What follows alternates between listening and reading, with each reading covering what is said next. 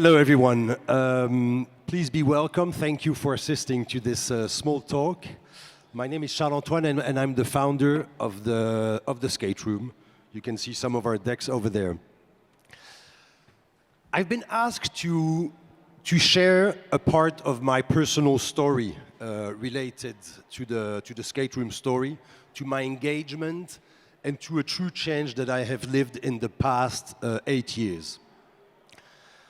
I have decided not to be alone on stage in order to make a clear understanding of the story I have had. The SKATEROOM is a social entrepreneurship project I created by le hasard de la vie 8 years ago. In order to be complete into the exercise of explaining the SKATEROOM, I have decided to invite Clément, who is the founder of the Concrete Jungle Foundation, who we have supported now for many years, and Tom, who's a PhD coming from London and who's studying the impact that skateboarding is having on different communities around the world. Now let's get back to the SKATEROOM. I wasn't meant to be here on stage when I was born, probably, and even 10 years ago.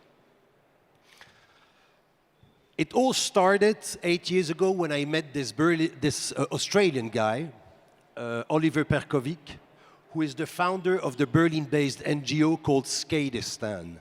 Skateistan, le pays du skate, interacting with skateboarding in Afghanistan. This guy was looking for some funding for his second installation that he was meaning to open in Cambodia, in Phnom Penh. By the time I had a very consequent collection of skate decks in my hands, and listening to his story, I have been convinced that I wanted to play a role into his story. And I decided to sell a small part of my collection in order to give 50K to Oliver and him to open the second structure in Phnom Penh.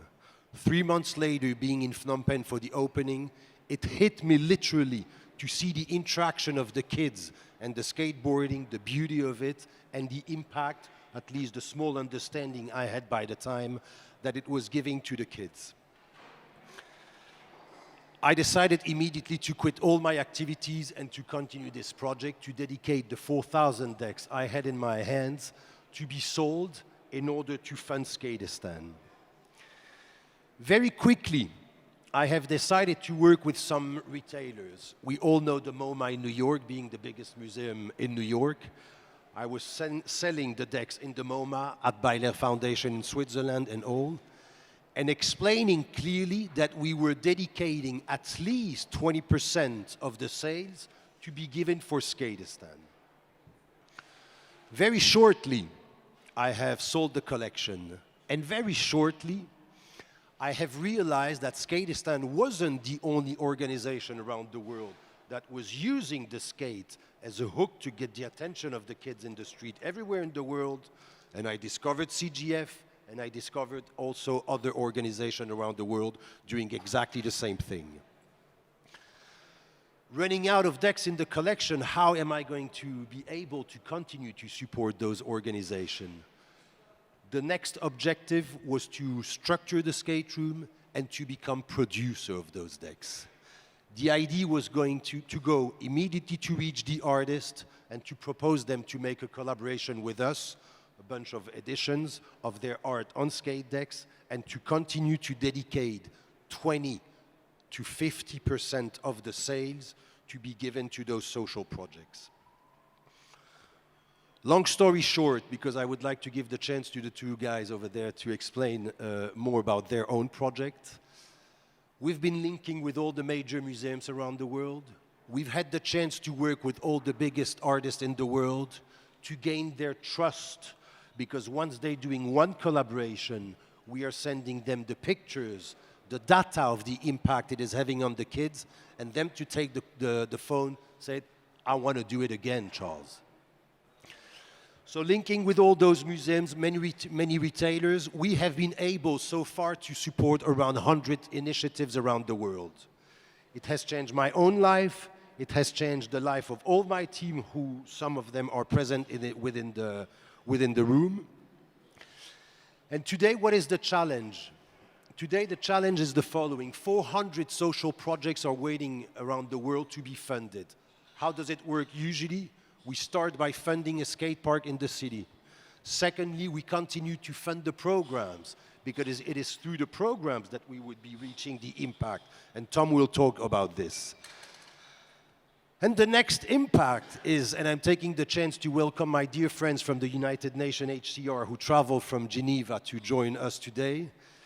They have been telling me the reality of those refugees in the 5 worst zones around the world, and we are making a commitment today. We are going to help those kids because their condition is even worse than the condition I have met in Afghanistan, in South Africa, in Peru, in Jamaica, and all the other countries. I'm taking the opportunity to thank all the major artists we've been working with, all the major artists we will be working with in the future, in the very near future, and of course all the organizations we have been supported.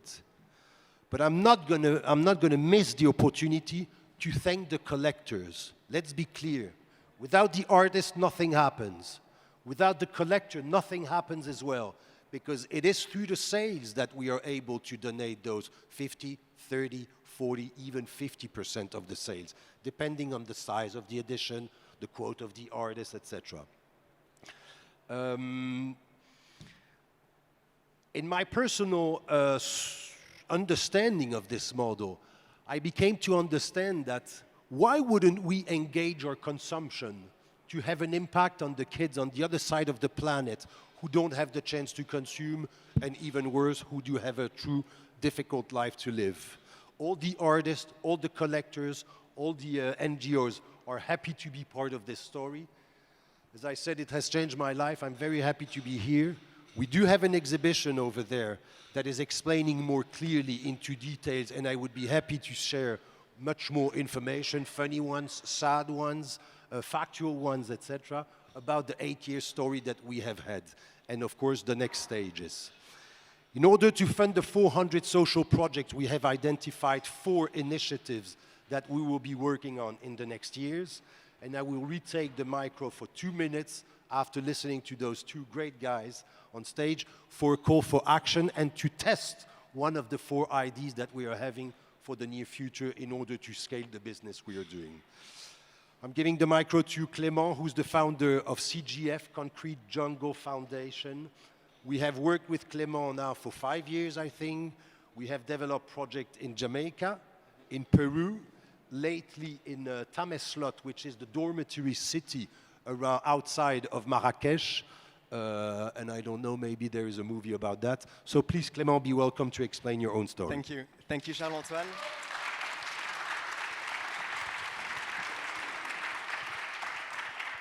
All right, yeah. So the SKATEROOM was the first organization that actually invested in us 5 years ago.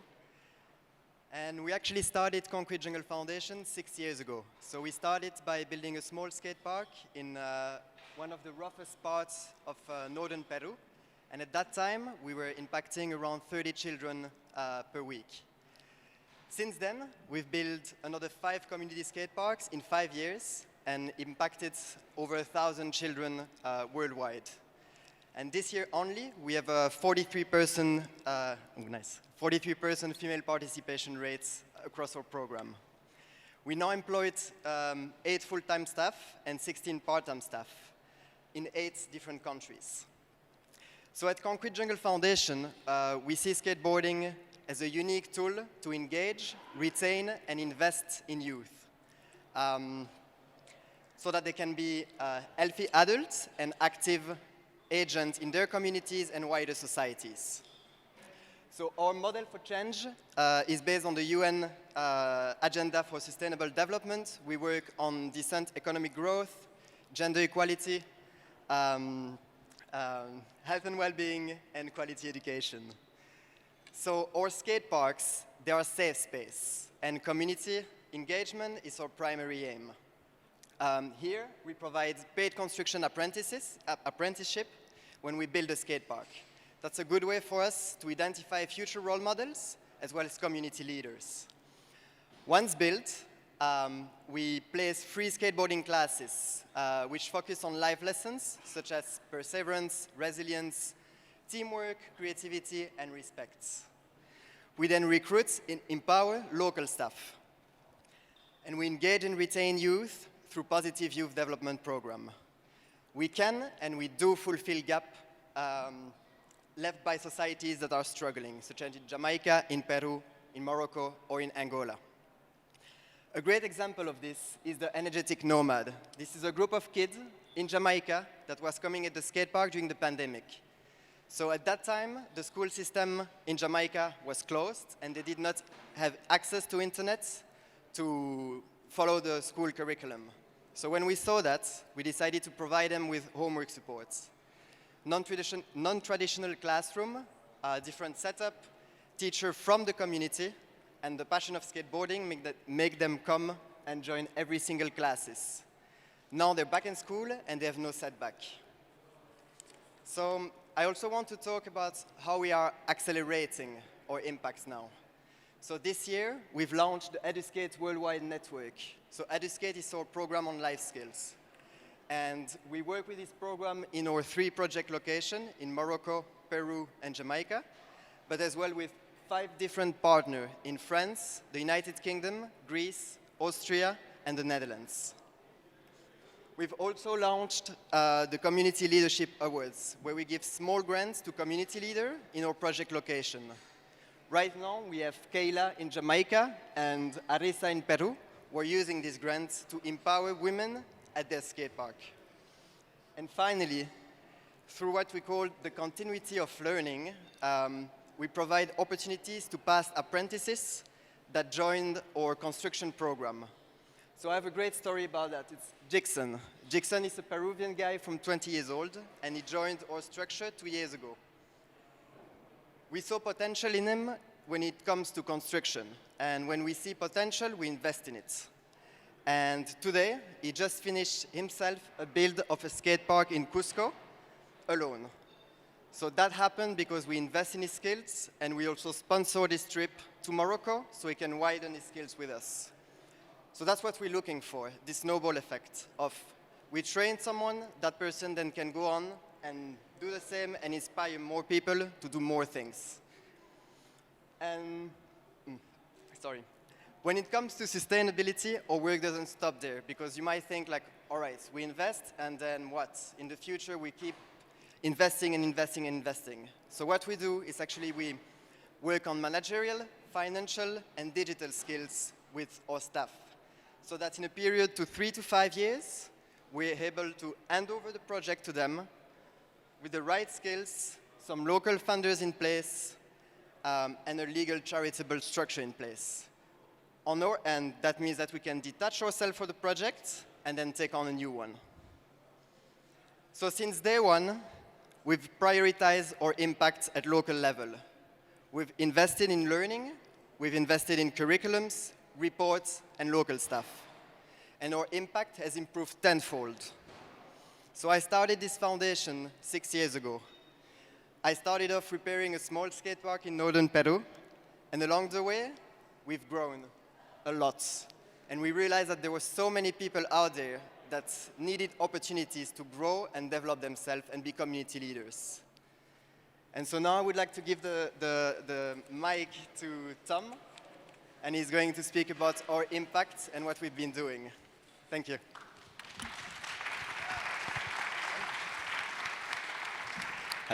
Hello everyone. My prompt's out. Yeah, thank you, Clem, for explaining the work we do, and to Charles for making it all possible. My name's Tom Critchley. I'm a researcher, educator, and social scientist based around the phenomenon that we know as skateboarding. People often ask me, what is it like to research skateboarding? I see it as kind of a translation to something that's quite evidently beneficial to people involved with skateboarding, to perhaps people like yourselves who are a bit less familiar with that. So this research that I did is called Skateboarding for Development, and it kind of translates the skate park that Concrete Jungle Foundation run in Jamaica in terms of the Sustainable Development Goals. But first, to translate the impact of the Freedom Skate Park, we have to account for the context in which it exists. We consider Jamaica the confounding island. From many people, one nation. It has unmatched global impact in terms of politics, reggae, sports, Marley, Garvey, Bolt, the most gold medals in the world per capita, but also the most homicides per capita in the most dangerous region of the world. It has extreme social deprivation, economic stagnation, and up to 145% government debt repayments. This all creates a self-perpetuating cycle of underdevelopment. Low economic growth causes social deprivation, which encourages extreme violent crime, which further depletes growth, and so on. Therefore, how can we harness this unique social, cultural, and sporting capital through skateboarding to create high impact and real-world change for the young people living there? To do this, we first looked at our program EduSkate. This is beginner skateboarding lessons that are pedagogically underpinned by the self-determination theory. Here, autonomy, competence, and relatedness are considered to be the big three of positive youth development.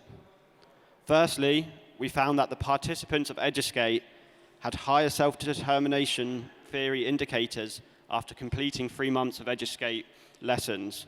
It was improvement across the board. Secondly, the data highlighted how the EduSkate classes were offsetting the negative impact of COVID-19.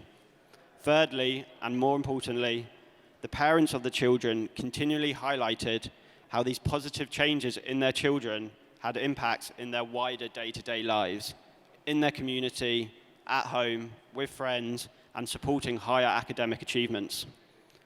We took these results comparing the two groups, one from Rice and one from the community. Our baseline data showed two key differences between these sample groups. Rice were from a higher socio-economic path, but community had wider exposure to the Freedom Skate Park. Here, the theory suggests that the Rice from the higher socio-economic class would demonstrate more positive results. But the opposite happened. The community children had higher self-determination indicators before, during, and after the EduSkate classes. In fact, we found that completing a semester of EduSkate classes and changing the group from Rice to the community had a statistically significant net positive effect of 1.24 units. This is really quite a remarkable change in just 3 months of EduSkate classes. With these trends in mind and drawing on the interview data with the parents of the community children who continually highlighted the impact of the wider Freedom Skate Park, such as the role model structures and the further youth development programming, we suggest that EduSkate classes contribute to the positive changes in the self-determination indicators, but positive youth development was excelled by further and continued exposure to the Freedom Skate Park. This was supported by our youth development survey.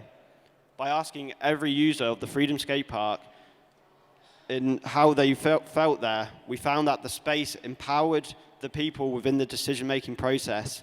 It was a space in which they could develop friendships, experience a sense of belonging, personally develop and nurture life skills far greater than wider Jamaican society. It's at this juncture of EduSkate and the wider Freedom Skate Park that we can consider the impact of Concrete Jungle Foundation's Skateboarding for Development interventions at an individual, community, and national level.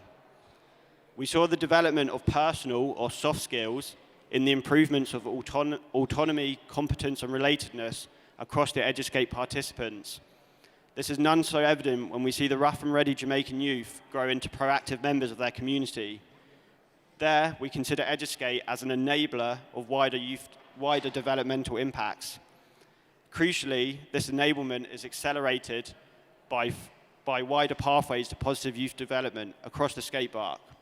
This is the creation of a safe space and a supportive environment within a wider context of extreme violent crime, but also a space in which hard and soft skills can be learned and developed.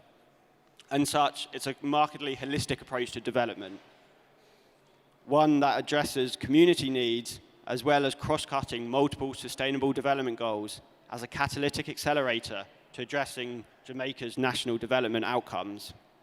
When we're considering how Concrete Jungle Foundation Peru have developed as an organization, as highlighted by Clem, and Morocco in its infancy, we have 3 models in collaboration with the Skate Room, whereby skateboarding for development is creating society's next change makers. And I'm sure we will see more young change makers emerge from our future skate park projects. Thank you.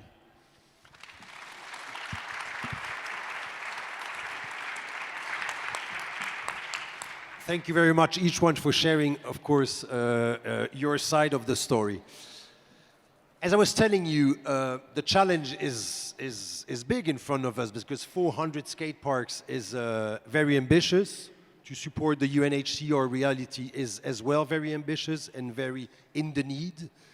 We have identified 4 initiatives in order to scale considerably the business, then thus the donation and the support. Getting into massive retail, entering the entertainment business and industry, and not only the artist, talking about movies, music. The development of a project that we do call the Good Room. The Good Room is what? An initiative where we are inviting the major brands to apply exactly the same economic model by providing the access to the major artists we are working with. The brands to develop a product with the artist in question while we are doing decks, them to make some shoes, the other ones to make some watches, name a t-shirt and other initiatives. Each brand would have to donate 20% of the sales in order to continue to grow the donations. And the 4th initiative, I think, is an initiative that could be proposed to everyone here. We all have offices, we all have walls, and we're having a tremendous call for action proposed by the Andy Warhol Foundation. You can see those super sexy editions on the wall over there. And if you would like to buy one of those editions, we have decided with the Warhol Foundation, this is just to customize your office, your home, or whatever. We have decided to double the donations and to continue to fund CGF, our dear friend Clement, who's on stage. So please come to us, reach us, if you would like to buy one of those 50 incredible editions. As said, thank you very much to EVPA. I will be there with Clément and with Tom to answer any questions in the exhibition we are having here. And thank you everyone to have listened to us and to be part of this journey. Voilà.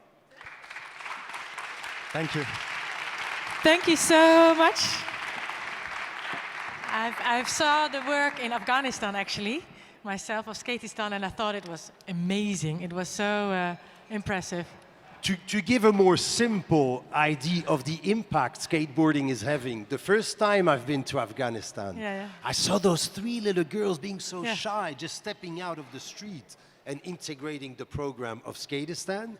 4 years later, heading back to Afghanistan, saw those 4 beautiful ladies looking at me in the eyes like this, being able to talk in English and waiting to be sent at the Olympics in Tokyo to represent Afghanistan.